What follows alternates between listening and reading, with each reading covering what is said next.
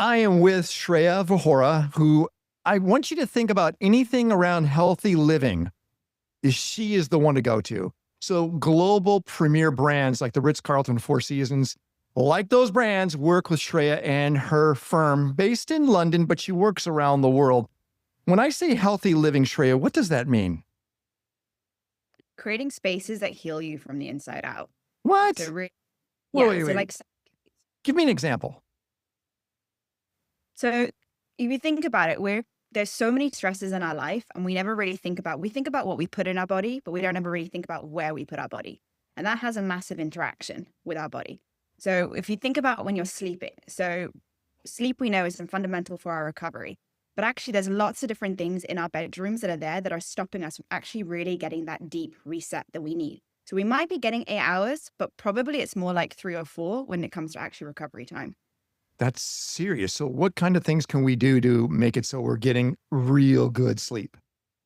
So for me, the bedroom is a fundamental. So there's a few things I would look at. So the first thing is, and this is a little bit controversial, and I know not everyone's going to like this, but it's move your Wi-Fi and your electronic devices away from your bed. So don't sleep right next to it. If you can't take them out of the room, maybe you've got emergencies or someone there, put them on the other side of your room, maybe even shield them. Something you can do on either side, which is a really quick hack, and it's like to cost you like $10 on Amazon, is you can buy these little switches that you plug into your sockets, and they're called switch off switches, and you can put them on a timer or you can have them on a remote. So when you go to sleep, you can just turn off the remote and it'll kill all the power going to any of these circuits at night. So if you haven't wired in a kill switch, which I would do with all my clients' homes, I would then put those in as a really cheap hack. So it stops the current going around at night, because that can be quite inflammatory. It can disturb our nervous system. It's our like subconscious brain. We don't realize it, but it's happening. And radiation has been linked with carcinogenic. The WHO just classified it as a carcinogen. It's been linked with endocrine disruption. So for men, it's actually a reason why you have low sperm count. Studies are now showing it as well.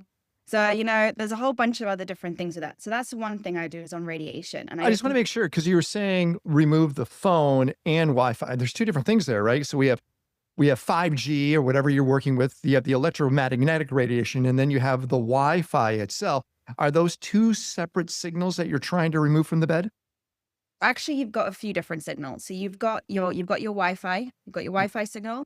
You have your any electronic devices, which are continuously pulsing. And then you actually have the current that's going around in your wiring. So even if you're not using something, you've got current going around all around, which is releasing electric, and magnetic radiation, which you don't really realize. And you're basically kind of sleeping next to that, which you don't want to do. Okay, So the I'm just thing going you to throw this out. I just want to throw this out. Parents that are out there that have kids want to make sure that their kids are okay if they're out and about and they keep their phones close to them in case there's that emergency phone call. What do you suggest to do if you're trying to get that good sleep, but also make sure you're parentally being responsible? What do you do? put it on the other side of the room. Just put it away from your head. Okay, that's the I think key. distance is power. So wherever your device is, so wherever your router is, wherever any device is, the further away distance you can do, the better it is. So, if you've got a Wi-Fi router, don't put it in your bedroom. Put it as far away from your bedroom as possible. Whatever it is, just keep distance, as much distance as you can. And like, I get it. Sometimes when family members of mine are ill, you don't want to move your phone into another room because you want to make sure you hear a call. So you've got to keep it in a room. You just put it on the other side. And I'm going to say something because you talked about parents, and this is something that I think people completely forget. Baby monitors. Oh, okay. Yeah. So we put Wi-Fi baby monitors on top of our babies' cribs, which is like the worst thing ever for their brain development. So hardwire it in. It's fine. Have a baby monitor. I'm not saying don't have a baby monitor, but don't have it running off Wi-Fi or Bluetooth. So this radiation is just hardwire in. Old school cables. Think old school. Think distance and old school. By the way, more reliable too, Yeah. right? It really is. Let's go back to that bedroom to get that full 8 hours of sleep. You just hit something that's an obvious, okay, electromagnetic radiation, Wi-Fi. What else can we do to enhance that bedroom experience? So two other things. So the first thing I would look at is your lights. So we know we've evolved under a certain set of conditions. If we think about it, the sun in the morning makes us stay awake. We go to sleep in darkness. The problem is modern society, we have these continuous blue lights on all the time, which basically suppresses our melatonin system. So basically we're saying stay awake, stay awake, stay awake when we're trying to sleep. So what you want to do is reduce that. Now you can go down the fancy gadget routes by putting in circadian lighting, or you can go down the biohacking routes and putting in amber and red lights if you want to go down that. Or what I would suggest to do is just turn your ceiling lights off, put your low level lighting on. So lamps, which is just a bit moodier. Try and kind of get more of a yellow twinge lights if you can. Because if you think about it, sun is above us. So if any light's coming from above us, we typically think awake. Low level lighting kind of reminds us of what it was like to have a fire, which is directing you. So there's like a subconscious connection. Wow. That's a great idea. How about, since we're mostly now in the LED world, LED lights are actually flickering. We don't see them flickering, but that flickering is quite dangerous, isn't it? It is. It really does. And actually, it causes, you'll get a lot of brain fog. You'll often find you're not as clear. You can get headaches. People who have epilepsy or tinnitus and those kind of things, it's worse for them as well. So the thing you want to try and do is get low flicker. And you remember the old school days of if you ever pick up your phone and you try and screen, like record like a movie or like your computer screen, you could see that Yeah, flickering. right. Yeah, that's happening continuously all over the place. So a really cheap hack to kind of figure it out yourself is just take your phone out and just see, are you seeing any of that flickering? And if it is, you really don't want it. And then just try and look for low flicker. Does it also prevent us to do proper dimming? Because I noticed at least old LEDs were never able to dim to a level to where it was comfortable.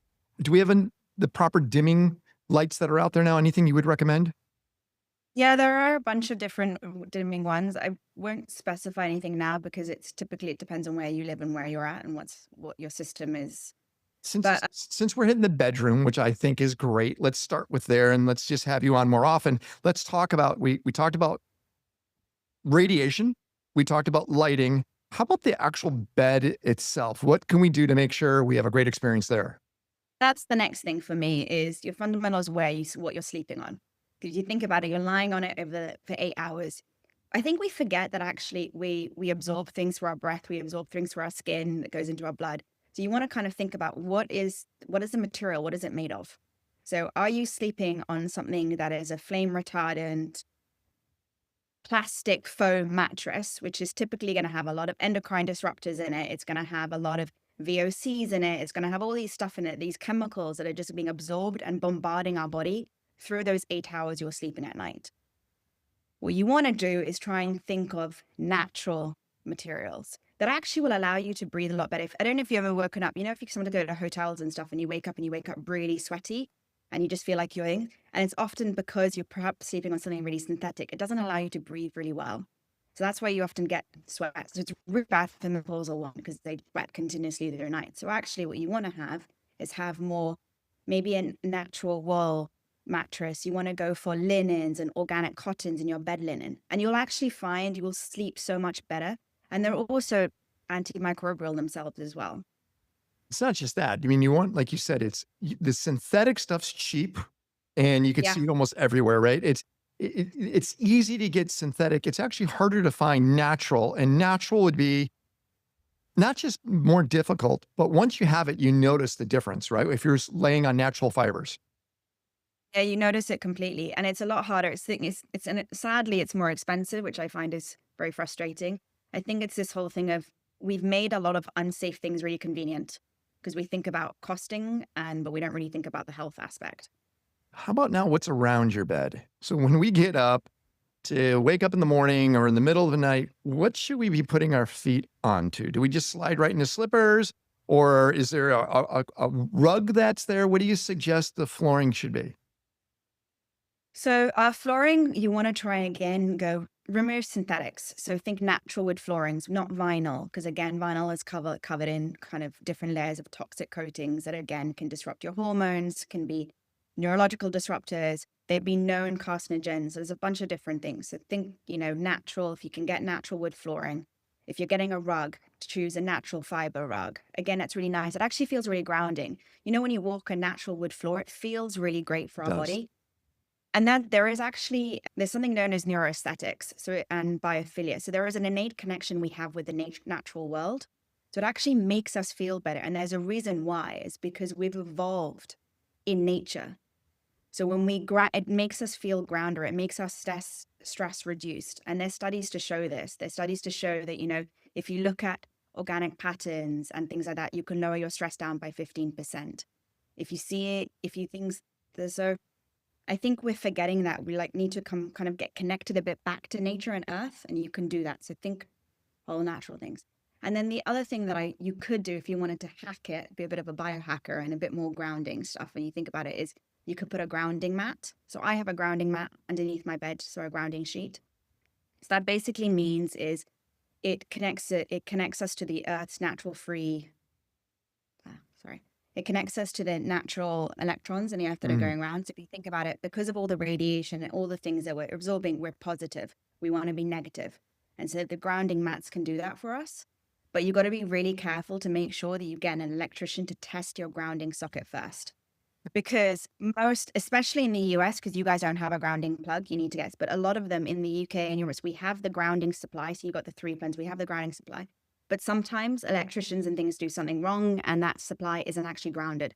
So instead of getting the connection going straight to earth, you're actually getting chemical current circulating around you, which is really bad. It's a really cheap, easy, simple test. Any electrician can do it. They just need to check, is their line grounded?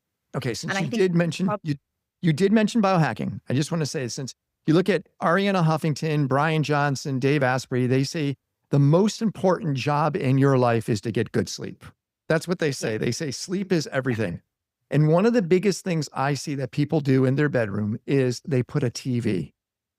And maybe it's me. I think it's probably one of the worst places to have a television. What's your thought?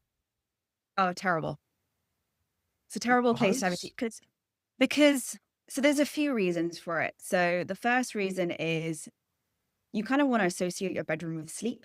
So, when you go into a space, you want to associate it with sleep, or you want to associate it with romantic times. You don't really want to associate it with anything else. So actually, when you go into it, you want to feel calm. You want to feel relaxed, and TV can't do that. The second thing is if you have a TV in your room, you're likely going to be watching TV later at night, which means you're going to be bombarding yourself with blue light, which is going to stop your ability to sleep. Ideally, they say, and all these everyone says, is you want to stop blue light 2 or 3 hours before you go to sleep. Wow. So you don't really want to be doing that. And then the third thing is what I said earlier on, which is a lot of TVs these days, you're going to be using Wi-Fi because you're not necessarily connecting to a satellite dish. We're all watching Netflix, Amazon, etc. So all of this is connected in. My TV is actually hardwired in. It's plugged into my pocket, which you can do. You just got to get the cable. Think old school. And so you've got a lot of radiation and stuff that they're releasing at night. And if you're not turning it off, and who gets up off their bed to actually go and turn the power off? No one. So you kind of want to. You get the remote. You get all these things. Okay, so Shreya, which is why I thought what kill switch thing that I suggested. Yeah, you like the kill switch. I hear you. You love that kill switch. I see a stocking stuffer for Halloween, or for Christmas.